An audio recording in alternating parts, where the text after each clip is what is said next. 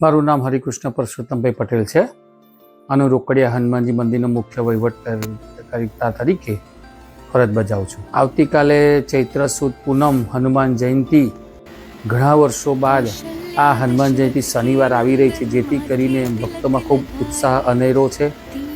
અને એ દિવસે મંદિર તરફથી સવારે 4:30 વાગે મંગળા આરતી થશે, 6:30 થી 7 અભિષેક થશે, 7:45 શણગાર આરતી થશે, 8:30 મારુતિ યજ્ઞની ભવ્ય શરૂઆત થશે. આ શરૂઆત વળતા અમારા મંદિરના મહંત પરમ પૂજ્ય સદગુરુ ભક્તવત્સલ સ્વામીના વરદ હસ્તે થશે.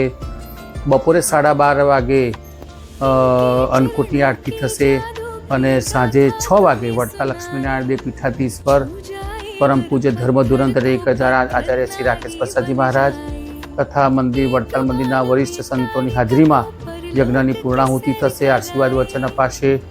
રાત્રે 11 વાગે શયન આરતી થશે.